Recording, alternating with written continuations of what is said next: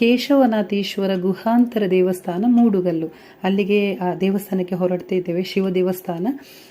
ನಾವಿವಾಗ ಹೋಗುವಾಗ ರೋಡಲ್ಲಿ ಏನಿಲ್ಲ ಅಂದರೆ ರೋಡು ಸಹ ಸರಿ ಇಲ್ಲ, ಕಾಡು ಪ್ರದೇಶ, ಒಂಥರ ಭಯನೂ ಆಗ್ತಿತ್ತು, ಒಂಥರ ಟೆನ್ಷನು. ಈ ದೇವಸ್ಥಾನಕ್ಕೆ ಹೋಗಬೇಕಿತ್ತಾ, ಅಷ್ಟು ತುಂಬ ದೂರ ಸಹ ಹೌದು, ನಮಗೆ ಗೊತ್ತಿರಲಿಲ್ಲ ಈ ಪ್ಲೇಸು.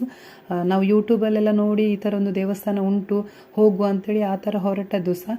ಆ ಕಾಡು ಕಳೆದ ತಕ್ಷಣದಲ್ಲಿ ಸ್ವಲ್ಪ ವಿಶಾಲವಾದಂತಹ ಪ್ರದೇಶ ಸಿಗ್ತದೆ. ಅಲ್ಲಿ ಈ ಮಳೆ ಬರುವ ಟೈಮ್ ಅಲ್ವಾ, ಒಳ್ಳೆ ಒಂದು ನೀರೆಲ್ಲ ಅಂದರೆ ಹರಿದೋಗುವಂಥ ನೀರೆಲ್ಲ ಕಾಣ್ತದೆ, ತುಂಬ ಒಳ್ಳೆ ಪ್ಲೇಸ್. ಹಾಗೆ ನಾವು ದೇವಸ್ಥಾನಕ್ಕೆ ಎಂಟ್ರಿ ಕೊಡ್ತಿರ್ಬೇಕಿದ್ರೆ ತುಂಬ ಚಿಕ್ಕ ದೇವಸ್ಥಾನ, ಏನಿಲ್ಲ ಕಾಣಲಿಕ್ಕೆ. ಸೊ ಇಷ್ಟೇನಾ ಅಂತ ಆಗ್ತದೆ. ಅದರ ಒಳಗಡೆ ಪ್ರವೇಶ ಮಾಡ್ತಿದ್ದ ಹಾಗೆ ಅಯ್ಯೋ ದೇವರೇ, ಮತ್ತೆ ಏನಿಲ್ಲ ಹೇಳಲಿಕ್ಕೆ. ಕಂಪ್ಲೀಟ್ ಮನಸ್ಸು ಬ್ಲ್ಯಾಂಕ್ ಆಗಿ ಹೋಯಿತು. ಏನಿಲ್ಲ ನಮಗೆ ಮನಸ್ಸಲ್ಲಿ ಎಂಥ, ನಾವು ಯಾವುದನ್ನು ಇಟ್ಕೊಂಡು ಬಂದಿದ್ದೇವೆ ಏನಿಲ್ಲ. ಅಲ್ಲಿಗೆ ತಲುಪಿದ ತಕ್ಷಣ ಒಂದೇ ನಮ್ಮ ಕಿವಿಗೆ ಕೇಳುವಂತಹ ಒಂದು ಶಬ್ದ, ಓಂ ನಮಃ ಶಿವಾಯ, ಇಷ್ಟೇ. ಅಲ್ಲಿ ಮೀನು, ದೊಡ್ಡ ದೊಡ್ಡ ಮೀನು, ಅದೇ ಥರ ನೀರೆಲ್ಲ ಒಂದು ಪ್ರಶಾಂತವಾಗಿರುವಂತಹ ನೀರು, ತುಂಬ ಚೆನ್ನಾಗಿದೆ, ಮೇಲಿಂದ ಹರಿದು ಬರ್ತಾ ಉಂಟು.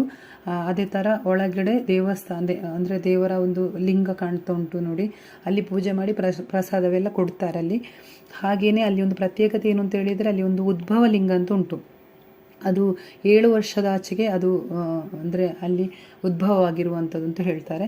ಅಲ್ಲಿ ನಮ್ಮ ಮನಸ್ಸಲ್ಲಿರುವಂತಹ ಏನಾದರೂ ಇಷ್ಟಾರ್ಥಗಳು ಇದ್ದರೆ ಅದನ್ನು ನಾವು ಲಿಂಗವನ್ನು ಮುಟ್ಟಿ ಪ್ರಾರ್ಥನೆ ಮಾಡಿಕೊಂಡ್ರೆ ನೆರವೇರ್ತದೆ ಅಂತ ಹೇಳ್ತಾರೆ.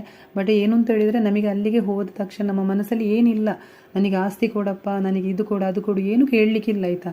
ಮನಸ್ಸು ಫುಲ್ ಬ್ಲ್ಯಾಂಕ್ ಆಗಿ ಹೋಯಿತು. ದೇವರ ಆ ಒಂದು ಸನ್ನಿಧಿಯಲ್ಲಿ ನಮಗೆ ಏನು ಬೇಡ, ಅಂದರೆ ನಿಮ್ಮನ್ನು ನೋಡಿ ನಿಮ್ಮ ಆಶೀರ್ವಾದ ನಮಗೆ ಸಿಕ್ಕಿತು, ಅದೇ ಸಾಕು, ಅಷ್ಟೇ ಮನಸ್ಸಿಗೆ ತುಂಬಿ ಹೋಗ್ತದೆ ನೋಡಿ. ಸೊ ಹಾಗಾಗಿ ಹೇಳ್ತಾ ಇದ್ದೇನೆ, ಖಂಡಿತವಾಗ್ಲೂ ಆ ಪ್ಲೇಸಿಗೆ ನೀವು ಹೋಗಲಿಲ್ಲ ಅಂತಾದರೆ ಖಂಡಿತವಾಗ್ಲೂ ಆ ದೇವಸ್ಥಾನಕ್ಕೆ ನೀವು ಒಂದು ಸಲ ಹೋಗಿ.